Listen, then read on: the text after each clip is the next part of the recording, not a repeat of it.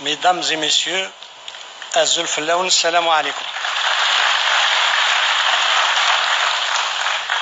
J'aimerais commencer par exprimer mes plus vifs remerciements pour Dr Mohsen Abbas, le président du Congrès, les militantes et militants du RCD, pour la chaleur de l'accueil et pour l'honneur qu'ils me font de m'adresser à un parterre de personnes aussi distinguées. Je vais essayer de vous présenter la situation du pays en 4 points. La société, les institutions, l'économie et finir par que faire. La société souffre de 5 maux. La perte de la morale collective, la violence qui devient l'instrument privilégié de règlement de conflits entre les individus, entre les groupes d'individus et entre les groupes d'individus et l'État. La généralisation de la corruption, l'individualisme, donc ça ne me touche pas, je n'ai rien à faire. Et le fatalisme, l'aral. Avec ces mots, vous ne pouvez pas aller loin. Donc le premier pas dans le redressement du pays, c'est un programme ambitieux d'éducation citoyenne pour venir à bout de ces mots. Le développement se définit comme en 5 points. Le premier, c'est une croissance forte. Le deuxième, c'est des institutions performantes. Le troisième, c'est le développement durable.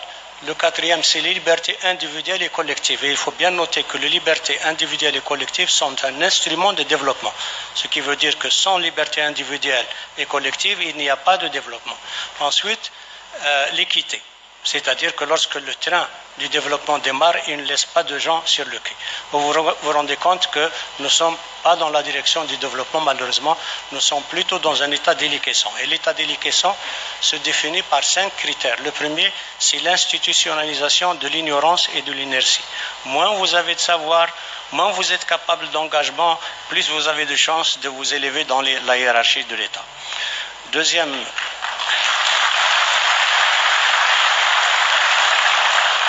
Deuxième critère, c'est l'institutionnalisation. Deuxième critère, c'est le culte de la personnalité. Troisième critère, c'est l'institutionnalisation de la corruption, c'est-à-dire que la corruption devient partie prenante des institutions. Le quatrième, c'est un nombre très restreint pour l'énergie, ce qui fait qu'entre 2006 et 2011, le volume des exportations a baissé de 25,6%. Mais il a été compensé ou camouflé, selon, par l'augmentation des prix qui ont été de 77%. Or, cette aisance financière n'a pas été pour le développement, elle a été pour plus de dépendance du pays, puisque la facture d'importation est passée de 12 milliards de dollars en 2001 à 68 milliards de dollars en 2014, plus 8 milliards de transferts de bénéfices des sociétés étrangères, c'est-à-dire que nous dépensons 76 milliards de dollars à l'extérieur. Or, il se trouve que depuis 2014, nous sommes tombés dans la situation de baisse des quantités qui étaient déjà là, plus la baisse des prix. Les recettes d'exportation d'hydrocarbures sont tombées de 63 milliards de dollars en 2013 à 27 milliards de dollars en 2016. Et il y a une ponction sur les réserves de change de 34 milliards de dollars en 2015, ce qui fait que au-delà de 2019, il n'y aura plus de réserves de change et nous allons nous retrouver dans une situation de pénurie généralisée qui aura pour conséquence une inflation importante par la pénurie et une inflation importante par le financement monétaire du déficit budgétaire. Voilà un peu, si vous voulez, la situation des pays en termes de société, d'institutions et d'économie. Que faire? Il faut prendre le courage d'aller vers ce qu'on appelle aujourd'hui l'économie du savoir et la 4e révolution industrielle. Vous savez que l'humanité a connu la première révolution industrielle autour du charbon et de la vapeur, la deuxième autour de l'électricité, la troisième autour de l'ordinateur, et nous sommes aujourd'hui dans la 4e révolution industrielle qui se caractérise, excusez-moi de voir ça, donc qui se caractérise par 3 éléments. D'abord, la vitesse de propagation. Le capital scientifique mondial double en 2 ans. Ça veut dire que tout ce que l'humanité a accumulé comme capital scientifique depuis l'arrivée de l'être humain sur Terre jusqu'à 2017, elle va l'accumuler en 2018 et 2019. Enfin, il va accumuler son équivalent entre 2018 et 2019. La deuxième caractéristique de la 4e révolution industrielle, c'est l'influence élargie qui s'étendra à tous les aspects de la vie. Les individus, les sociétés, les États, les affaires, Elle ne change pas seulement les instruments, mais elle change également la façon dont nous nous considérons dans le monde. La troisième caractéristique, c'est le système pluraliste. Elle va changer le système de gouvernance actuel, soit entre ou à l'intérieur des États, des entreprises et de la société dans son ensemble. Elle va changer toutes les conditions de fonctionnement de la politique, de l'économie, des conditions sociales. La quatrième révolution industrielle s'articulera autour des instruments suivants: l'intelligence artificielle, la robotique, la voiture sans conducteur, l'imprimante laser à 3 dimensions, le big data.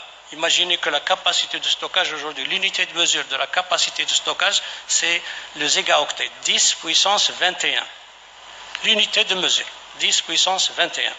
La démocratisation de l'accès au savoir. Aujourd'hui, à ce qu'on appelle les MOOCs, les Massive Open Online Courses, ce sont les cours des meilleurs professeurs des plus grandes universités qui sont disponibles gratuitement sur la toile.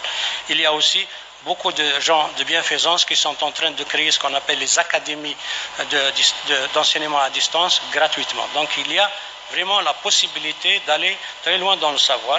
Il y a aussi bien sûr la convergence NBIC, la convergence entre la nanotechnologie, la biotechnologie, l'informatique et les sciences cognitives pour sortir une cellule artificielle qui va être implantée dans le cerveau. Donc vous voyez comment le monde est en train de changer. Et ce n'est pas difficile. Il y a un pays qui était en voie de développement qui est aujourd'hui le premier en intelligence artificielle, c'est la Chine. Donc ce n'est pas parce que c'est d'une nouvelle technologie que nous ne sommes pas capables de le faire. Nous allons avoir chaque année 300 000 diplômés universitaires qui sortiront de l'université. Qu'est-ce qu'on va en faire? Des chômeurs dans leur jeunesse et sans retraite dans leur vieillesse, ou bien au contraire, on va faire les instruments de cette technologie nouvelle pour la maîtriser. Alors, la question qui se pose aujourd'hui, est-ce qu'une nation qui a sacrifié plus du 10e de sa population dans sa guerre d'indépendance nationale au XXe siècle, plus du 6e de sa population dans sa résistance à l'envahisseur, qui a réalisé les deux plus prestigieuses révolutions de la deuxième moitié du XXe siècle avec la révolution vietnamienne, le pays le plus large d'Afrique, le pays qui a des ressources naturelles très diversifiées, le pays qui a une jeunesse importante. Est-ce raisonnable que parce qu'il y a la mauvaise gouvernance, parce qu'il y a l'incompétence au niveau de la hiérarchie de l'État, d'accepter cette situation? Je dirais non. Tous, nous devons nous mobiliser pour sauvegarder la nation algérienne. Et j'espère vivement que ce 5e congrès du RCD soit un pas décisif dans la direction de la sauvegarde de la nation. Et merci.